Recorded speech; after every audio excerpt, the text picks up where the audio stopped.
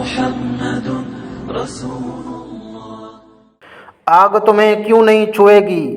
جو لوگ بھی بدی کماتے ہیں اور ان کی بدی انہیں گھیر لیتی ہے تو ایسے لوگ ہی دوزخ کے باسی ہیں، وہ ہمیشہ اس میں رہیں گے۔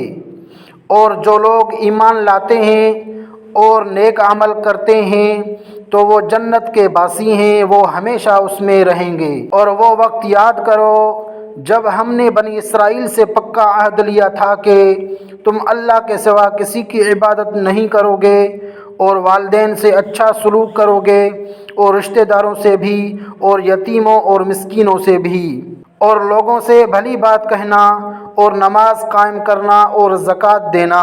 مگر پھر تم میں سے تھوڑے سے لوگوں کے سوا باقی سب اس عہد سے منہ موڑ کر پھر گئے۔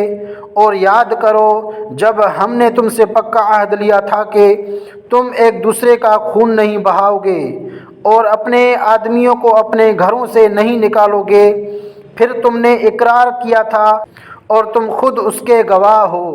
اس کے بعد آج تم ہی وہ لوگ ہو کہ اپنے ہی آدمیوں کو قتل کرتے ہو اور اپنے ہی میں سے کچھ لوگوں کو ان کے گھروں سے نکال باہر کرتے ہو اور ان کے خلاف گناہ اور زیادتی کا ارتکاب کر کے ان کے دشمنوں کی مدد کرتے ہو، اور اگر وہ دشمنوں کے قیدی بن کر تمہارے پاس آ جاتے ہیں تو تم ان کو فدیہ دے کر چھڑا لیتے ہو، حالانکہ ان کو گھر سے نکالنا ہی تمہارے لیے حرام تھا۔